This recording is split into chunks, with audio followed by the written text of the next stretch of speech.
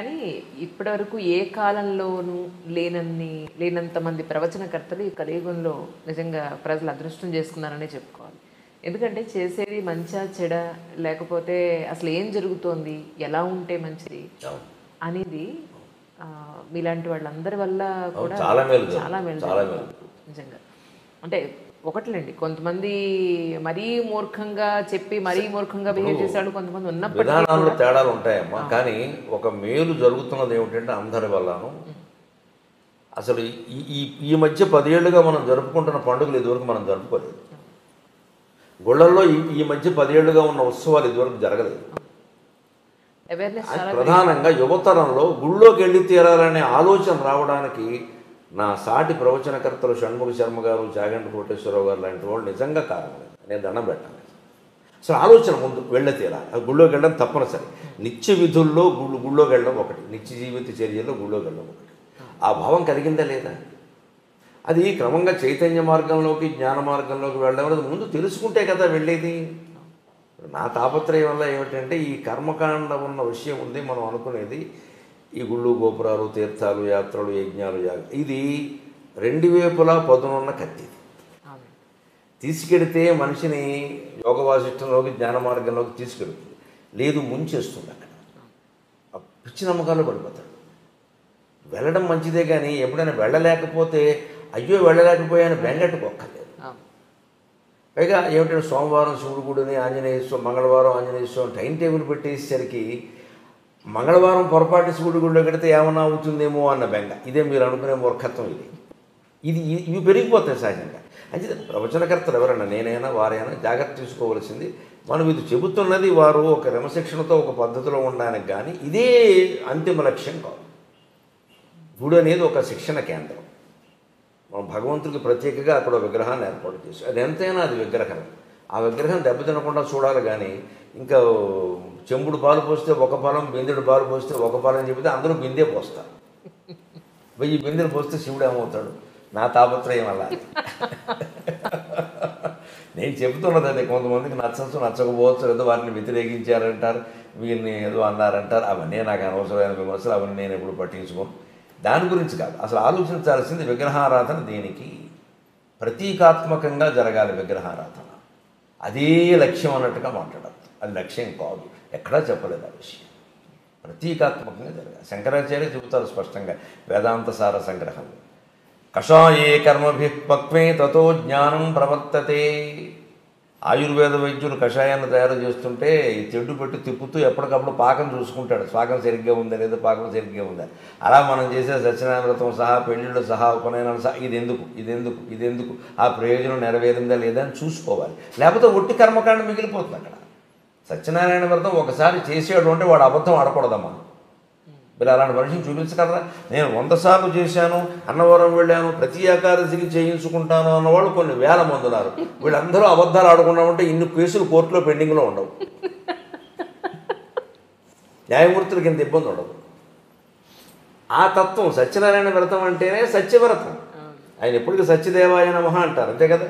ఇప్పుడు ఫోన్ మాట్లాడితే నేను హరి ఓం అంటే ఇప్పుడు సత్యదేవాయ నమః అంటారు. వాళ్ళ అన్నయ్య అంతే, సత్యదేవాయ నమః అంటారు. అన్నయ్య అంటూ ఉంటాడు, సత్యదేవాయ నమః అంటాడు ఫోన్ చేయగానే. అతను ఫోన్ చేస్తే సత్యదేవాయ నమః అంటాడు, ముందు నమస్కారం అంటాడు. నేను ఎవరిని ఫోన్ చేస్తే నేను హరి ఓం అంటాను, ఇప్పుడు హరి ఓం అంటాడు. సత్యదేవుడు అంటే ఎవరు? సత్యవ్రతం. నారాయణ పక్కన పెట్టండి, సత్యవ్రతం అంటే సత్యవ్రతం ఎక్కడ ఉంటుందో నారాయణమూర్తి అక్కడ ఉంటాడు. కానీ ఆకులు పువ్వులు అరటిపండు పెట్టేసి నేను ఏకాదశి కల్లా చేశానంటే ఎందుకు? అన్ని వ్రతాలు పనిలేక. సత్యం మాట్లాడు, అబద్ధం మాట్లాడకుండా ఉండు, అది ఎందుకు పాటించరు?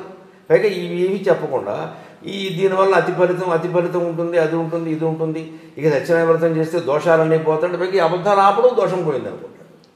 దానివల్ల ప్రపంచంలో ఏమైనా మేలు జరగకపోక కీడు జరుగుతుంది. నా పోరాటం వల్ల అది నచ్చకపోవచ్చు.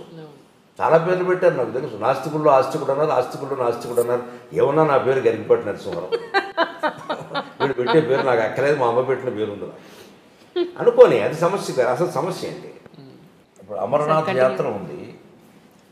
చాలా యాతన పడి మంచులింగాన్ని చూడాలని మైళ్ళ కొద్దీ నడిచి ఏదో డోలీలు అవి ఎక్కి ప్రాణాలు పణంగా పెట్టడమే సుమారుగా. అలాగే ఇప్పుడున్న తీవ్రవాద భయంలో మరీ ప్రమాదం. ఇంత చేస్తున్నప్పుడు దాని సారాంశాన్ని గ్రహించకపోతే ఎలాగా? నా తాపత్రయం అది. అమరనాథ్ యాత్ర కథలో మీకు అమరనాథ్ యాత్ర ఫలం రహస్యం అంత ఉంది. దాని మూలం ఏమిటి? శివుణ్ణి పార్వతీదేవి అడిగింది సృష్టి రహస్యం ఏమిటని. పార్వతి అడగడం అంటే మరి పురాణాలు అలా ఎందుకు చెబుతా ఆవిడ తెలియగలుగుతుందా? మనకి తెలియజెప్పాలి కదా, ఎవరో అడగాలి, ఎవరో ఒకరు చెప్పాలి కదా, అందుకని అడుగుతారు అంతే. ఆవిడ తెలియకూడదు. ఈయన అలాగే నీకు చెప్తాందా అని ఆయన, పార్వతీదేవి, నందీశ్వరుడు, సరే మెడలో ఎలాగో నాగభూషణం ఉంటుంది, పక్కన గణేశ్వరుడు అంతా కలిసి ఉన్నారు అక్కడ. కొద్ది దూరం ముందుకు వెళుతాను, నేను చెప్తాందా తీసుకు. ఆ యాత్ర కథ అలా నడుస్తుందండి. వెళుతుంటే మీరు గమనించండి, గణేష్ పెహలే గావును వస్తుంది. అక్కడ ముందు నందీశ్వరుని వదిలేస్తాను, వాహనాన్ని వదిలేస్తాను. ఇంకొంచెం ముందుకు వెళ్ళాక నంది చౌక ఏదో ఒకటి వస్తుంది, గణేష్ చౌక, అక్కడ గణేశ్వరుని వదిలేస్తాను. ఇంకొంచెం ముందుకు వెళ్ళాక నాగ చౌక, శేషనాగ్ అక్కడ పామును వదిలేస్తాను. చివరికి ఇంకా ఆ గుహ దగ్గరికి వెళ్ళేసరికి పార్వతి పరమేశ్వరుడు ఇద్దరే ఉంటారు. అంతకుముందే వాహనం వదిలేశారు, కుమారుని వదిలేశారు, నాగుపామును కూడా వదిలేశారు. ఇవన్నీ చౌక్ అని పేరు ఉంది కదా, శేషనాగ్, నంది చౌక్, పెహలగావ్ ఉన్నాయి. పెహలగావ్ దగ్గర నందీశ్వరుని వదిలేసేయాలి. తర్వాత గణేష్ చౌక్ దగ్గర గణేషుని ఇంకొన్ని వాగిపోవయ్యా అంటారు కొడుకుని. తర్వాత ఇంకో మూడోదో నాలుగోదో శేషనాగ్ అని ఉంటుంది, అక్కడ ఆ పామును కూడా తీసేస్తాడు. శివుడు పార్వతి ఇద్దరు లోపలికి వెళ్తారు. లోపలికి వెళ్ళాక ఏమయ్యారో తెలియదు. అక్కడే శివుడు లింగమయ్యాడు. సమస్త సన్మంగళాన్ని భవంతో కథ ముగిస్తాడు. ఇది అమరనాథ్ కథ. మరి ఇప్పుడు సృష్టి రహస్యం ఏమిటి? ఇప్పుడు ఇందులో సృష్టి రహస్యం ఏమిటంటే, అది నీకు అర్థం కావాలి అంటే ముందు వాహనాల మీద వ్యామోహం వదిలేయి. పహలే కావాలి, నందీశ్వరుని వదిలేసాడు. నంది ఎవరు? వాహనం. ఈ కార్లు, సొంత చార్టర్లు, విమానాలు ఎన్ని పెట్టుకుంటున్నాయి ఇవాళ? ఒక కారా? ఇంట్లో ఇద్దరు మనుషులు ఉంటే 2 కార్లు ఉంటున్నాయమ్మా. అన్ని అవసరమా? సర్దుకోలేరా? మరి ట్రాఫిక్ జామ్ అయింది అనేది మనమే, కాలుష్యం పెరిగింది అనేది మనమే. మన వల్ల ఏం జరుగుతుందో ఆలోచించుకోవద్దా? తనలో తాను రవంతా మారడానికి అన్నది దేనికని? అమ్మ ఒక్కళ్ళ వల్ల అయిందా? దేశమంతా ఎవరు దేశమంతా కేసీఆర్ సరి చేస్తారా, జగన్మోహన్ రెడ్డి సరి చేస్తారా, నరేంద్ర మోడీ సరి చేస్తారా? అందులో మనం ఒకళ్ళం కాదా? మనం ఎవరు సహకరించకుండా వారు చేసేస్తారా? వారు ఏమైనా మాయ చేస్తారా? కాదు కదా. ఏ పరిపాలకుడు ఈ పార్టీ కదా ఆ పార్టీ ఉన్నా ఎవరు చేయగలిగింది లేదు. ప్రజల్లో కూడా మార్పు రావాలి. అసలు ఇన్ని వాహనాలు నాకు అవసరం. 4 కుటుంబ సభ్యులు ఉంటే 2 కార్లు 2 బళ్ళు ఉంటున్నాయమ్మా. పిల్లలకు కూడా చెరువు బండి. వాహనాల మీద వ్యామోహాన్ని వదులుకోండి. వీలైనంత దూరం నడిచేయండి. అక్కడ నడిచే వెళ్ళక తప్పదు. కొన్ని ప్రాంతాలు మీరు ఏం చేయలేరు. ఆ ఆరోగ్యం ఉన్నవాళ్ళే వెళ్ళాలి. ఇంకొంచెం వెళ్ళాక గణేశ్వరుని వదిలేశాడు. సంతానం మీద వ్యామోహం వదులుకోండి. ఇంకా మా అబ్బాయి ఎలా ఉన్నాడు, కోళ్ళు ఎలా ఉంది, ఏమిటో కోడలు నీళ్ళు వేసుకోలేదు, అత్తగారి కంగారు ఏమిటమ్మా నాకు అర్థం కాదు. కందకలేని దురద కత్తిపెట్టకని. దీనికి ఇది అహంకారం తప్పితే ఏం లేదు ఇందులో. అహంకారం అంటే గర్వం కాదు. నా వంశం, ఈ కోళ్ళు వచ్చాక నా వంశం, ఇప్పుడు ఈవిడి ఏమైనా సూర్యవంశమో చంద్రవంశమో పెరగకపోతే నష్టం ఏంటి? ఇలా ఆలోచించరు మనుషులు. మా వంశం, ఈ అమ్మాయి సంతానాన్ని కన్నంత మాత్రం ఆడాలని ఆక్షేపించాలమ్మా నాకు అది కూడా ఉండదు దానికేనా కన్నారు. ఏమిటట? అదేమైనా సిద్ధాంతమా, రూలా? కొందరు కలగరమ్మా. పైగా చాలా చోట్ల కలగకపోవడానికి మన ధర్మశాస్త్రం కూడా చెప్పిన ప్రకారం పురుషులు కారణం ఉండు బాబు, స్త్రీలను ఎందుకు అంటున్నారు నాకు తెలియదు. మన మాస్టర్ సివివి గారిది యోగ దర్శనం అని ఉంది. ఆ పుస్తకం ఎప్పుడో 10-12 ఏళ్ల క్రితం చదివాను. బాబు ఇదే రహస్యం అనుకో. పుట్టబోయే జీవుడు, మనకి సైన్స్ అలా అట్టు పెట్టండి కాసేపు. మన ధర్మశాస్త్రం ప్రకారం పుట్టబోయే జీవుడు తండ్రి నెత్తి మీద 3 నెలల పాటు తిరుగుతూ ఉంటాడు వీడి శరీరంలో ప్రవేశించడానికి. వీడు ఎప్పుడు నీళ్లు తాగితే అప్పుడు ప్రవేశిస్తాడు. జీవుడు నీళ్ల ద్వారానే ప్రవేశిస్తాడు. అందుకే ఎవరైనా పోతే నీళ్లకే మైల, ప్లాస్టిక్ వస్తువులకి కుర్చీలకి మైల ఉండదు. జీవుడు నీళ్ల ద్వారా వెడతాడు. అందుకే మనం 10వ రోజు ధర్మోదకాలను పెట్టి అందరూ బంధువులు నీళ్లు వదులుతూ ఉంటాం. తిలోదకాలు, జలోదకాలు నీళ్ల ద్వారా పంపిస్తామండి. వెళ్ళిపో మావయ్య, వెళ్ళిపో మావయ్య, ఇంకా మమ్మల్ని వదిలిపెట్టు, అయితే వెళ్ళిపో తాతయ్య అంటే ఆ వెళ్ళిపోయిన వాడికి వీళ్ళ మీద వ్యామోహం ఉంటుంది. ఇంకా పోదు. నీళ్ళు వదిలేస్తున్నామంటే వదిలేసాడు, పెద్ద కొడుకు కూడా వదిలేసాడు, మా అమ్మాయి కూడా మా ఆవిడే వదిలేసింది, ఏం చేస్తా అని ఇంకా జీవుడు వెళ్ళిపోవాలి. ఇంక పెంచుకోకూడదు. అది వాడికి సంఖ్య. ఆ మంత్రాలు అలాగే ఉంటాయి. ఆ మంత్రాలు అర్థం అదే. కర్మకాండ చాలా గొప్పది. ఆ మంత్రాలు అలాగే ఉంటాయి అర్థం. అది ఎవరు చెప్పరు, ఊరికి టెక్నికల్ చేశారు దాన్ని. ఈ నీళ్లు వదిలేయడం ఉంది. ఈ వ్యామోహాలు వదులుకోకపోతే అలాగే పడుతూ ఉంటాడు ఇంక తాపత్రయం. అందుకని సంతానం మీద వ్యామోహం వదులుకో. 60 ఏళ్ళు వచ్చాయి నీకు, కొడుకు కోళ్ళు పిల్లల్ని కన్నారా లేదా అనవసరం. ఎందుకంటే కనడం అనేది కేవలం సైన్స్ రీత్యా ఎలా ఉన్నప్పటికీ యోగశాస్త్ర రీత్యా కూడా పూర్వజన్మ కర్మఫలం రీత్యా కూడా యోగం మొగాడుకుంటేనే సంతానం కలుగుతారు. ఆ యోగం మొగాడిది ఆడాళ్ళకి సంబంధం లేదు. ఈ 3 నెలలు ఈ జీవుడు పురుషుడు నెత్తి మీద తిరుగుతూ ఉంటాడు. వీడు ఎప్పుడు నీళ్లు తాగితే అప్పుడు ప్రవేశిస్తాడు వీడు. అందుకని మనకి కొత్త దంపతులను తీర్థయాత్ర చేయమని చెబుతారు. సంస్కృతి ఎంత గొప్పదో ఆలోచించాలి. కొత్త దంపతులు చేయరు తీర్థయాత్ర. 72 ఏళ్ళు వచ్చాక ఎందుకమ్మా యాత్ర, ఎక్కలేరు దిగలేరు. దురదృష్టం ఏంటంటే 60 ఏళ్ళు దాటిన వాళ్ళే చేస్తారు. పైగా వయసులో చేయమంటే సంపాదించుకునే వయసులో ఇవన్నీ ఏమిటండి. 70 ఏళ్ళు వచ్చాయి ఇంకేం చేస్తాం ఇప్పుడు 4 చోట్ల అంటే ఏమీ చేయలేవు కాబట్టి ఇప్పుడు కాశీ వెళ్ళి మిఠాయి తింటావా? ఏమైనా చేయగలిగితే చేసేస్తానే దోచేసి. ఇదేం ఆలోచన అండి? ఆధ్యాత్మికతను తీవ్రంగా గంభీరంగా తీసుకోవాలి కానీ టైంపాస్ బఠానీలా ఆధ్యాత్మికత అండి? టైంపాసా? ఏమీ చేయలేవు కాబట్టి చేస్తావా? 60 ఏళ్ళు దాటి 70 ఏళ్ళు దాటి బస్సు ఎక్కలేడు దిగలేడు, 2 మైళ్ళు 2 మెట్లు ఎక్కలేడు, 4 అడుగులు వేయలేడు. ఈయన ఎందుకండి యాత్రకి? ఈవిడేను మొఖాన్ని ఎప్పుడంటూ కూర్చోక. అప్పుడు కాదు, కొత్త దంపతులు చేయాలి, 25 ఏళ్ళ వాళ్ళు చేయాలి, నాట్ హనీమూన్, తీర్థయాత్ర చేయాలి. ఎందుకంటే అప్పుడు ఆ తీర్థాల్లో పురుషుడు స్త్రీ ఇద్దరు సరిగంగ స్నానాలు అంటారు.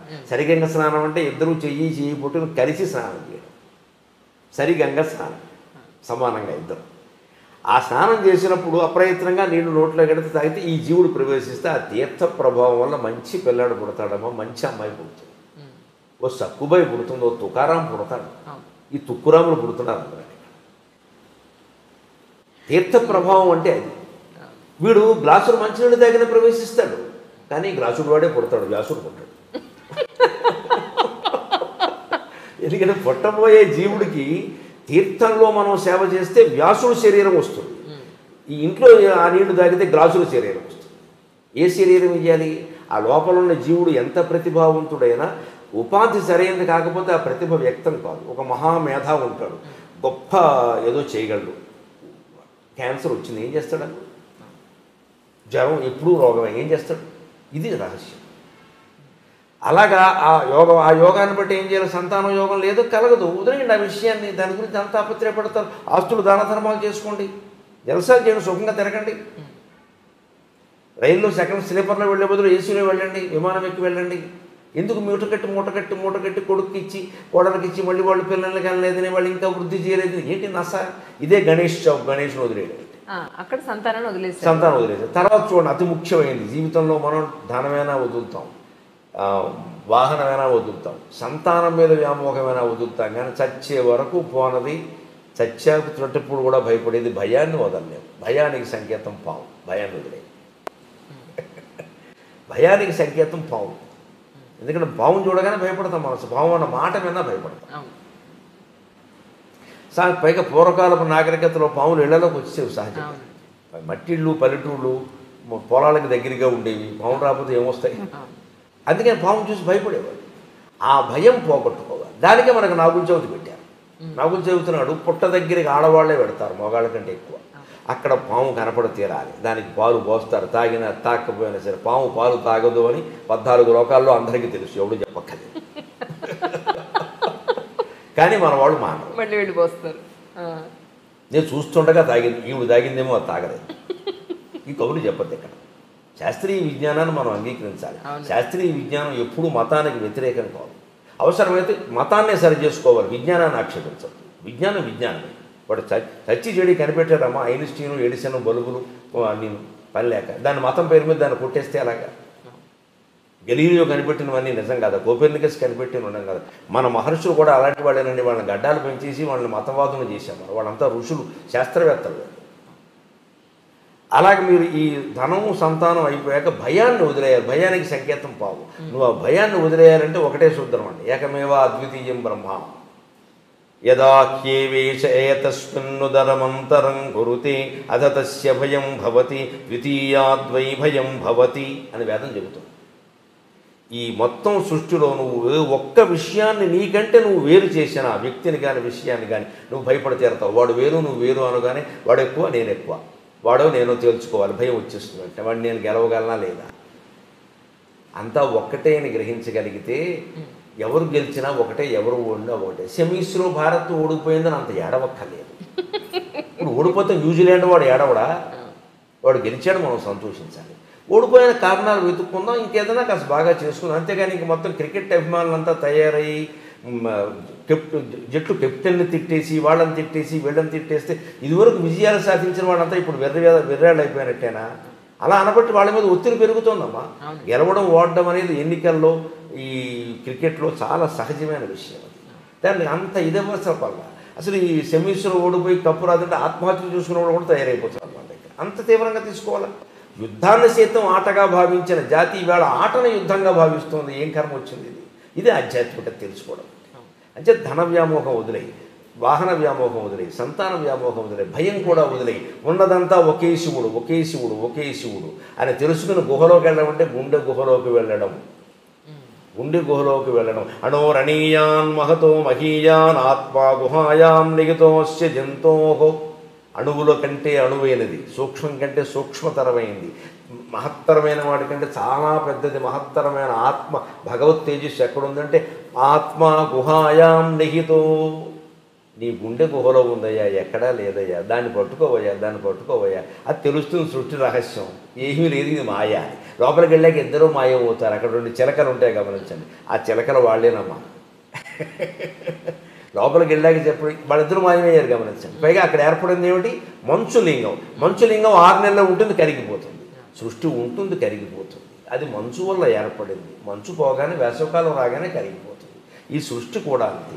ఏదో పుట్టావు, పెరుగుతున్నావు, అస్థి జాయతే వర్ధతే క్షీయతే పరిణమతే నశ్యతే, పోతావు. దాని గురించి ఇంత బెంగ ఎందుకు? ప్రతి పరిణామంలో ఆనందంగా ఉండు. వృద్ధాప్యంలో కొన్ని సుఖాలు ఉన్నాయి, బాల్యంలో కొన్ని సుఖాలు ఉన్నాయి, యవ్వనంలో ఎలాగో సుఖాలు ఉన్నాయని అంటూనే ఉన్నాం. మృతిలో కూడా సుఖం ఉంది. ఈ మొత్తం అంతా ఒక్కసారి వదిలిపోతుందంటే నన్ను అడిగితే మరణాన్ని మించిన వరం లేదు మనిషికి. మరణాన్ని మించిన వరం లేదు. రోగిష్టి వాడికి వరం అనొద్దు, సమస్యలు ఉన్నవాడికి వరం అనొద్దు, సుఖంగా ఉన్నవాడికి కూడా మరణమే వరం. మరణంలో మాత్రమే నిత్య సుఖం. ఇందులో ఏముందండి? ఊరికే తాపత్రయపడిపోతున్నారు కానీ అలాగే అది లొల్లుకుందాం, ఇది లాక్కుందాం. ఏం చేసుకుంటారు లాక్కుని? ఎప్పటికైనా పోయేది. నువ్వు ఎంత గట్టిగా పట్టుకున్నవాడు ఇక్కడే ఉంటాడు, చేతులు ఇక్కడే ఉంటాయి, లోపల నుంచి జీవుడు ఎగిరిపోతున్నాడు. ఈ తత్వం తెలుసుకో. గుహలో ఏమీ లేదు, శూన్యం. అంటే సృష్టికి మూలమైంది శూన్యం అనడానికి వీలు లేదు. శూన్యం అనకూడదు. శూన్యం అయితే ఏమీ రాదు.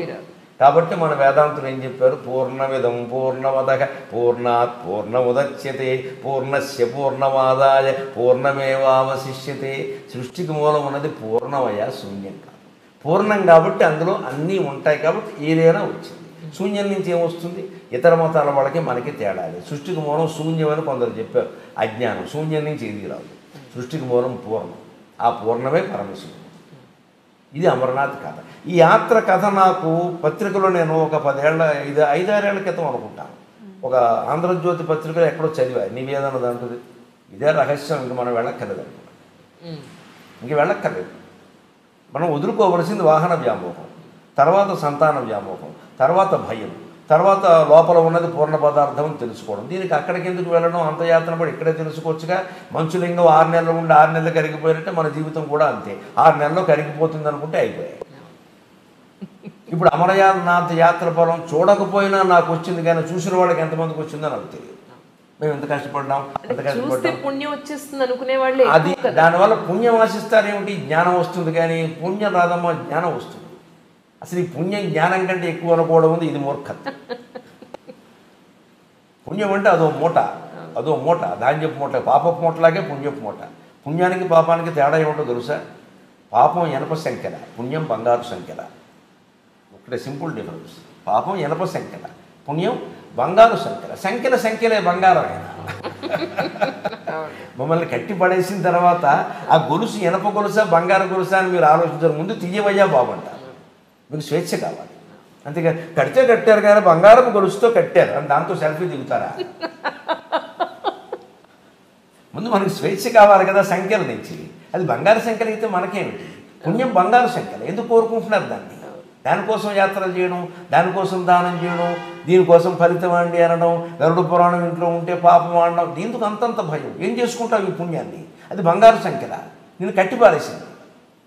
ఇనప సంఖ్యలకి బంగారు సంఖ్యలకి తేడా అయినది సంఖ్యలైనంత. మీరు ఆ బంగారు సంఖ్యలు కట్ చేసి మీకు ఇస్తే తాకట్టు పట్టుకొచ్చుంటే పెట్టుకుంటాం. దానివల్ల ప్రయోజనం. అందుకే సంఖ్యలుగా ఉన్న తర్వాత ఏదైనా ఒకటే. అంటే పుణ్యం కూడా మనిషి వాంఛించడానికి వీల్లేదు అసలు. Please do subscribe to iDream and hit the bell icon. Please subscribe to iDream. iDream ni subscribe cheyandi. Hi, this is Nidhi Agarwal. For more videos, please subscribe to iDream. And please subscribe. Please subscribe to iDream channel and subscribe. Press the bell icon for more updates. Subscribe to iDream. Subscribe to iDream. For more such videos, please subscribe to iDream. For more videos, please subscribe to iDream. And you're watching iDream Media. Please like, share and subscribe to the channel. And don't forget to subscribe to iDream. Please subscribe iDream Media. Do subscribe to iDream. Subscribe to iDream Media. Do subscribe to iDream Media. Don't forget to subscribe. Click on the button below. Don't forget to subscribe to iDream.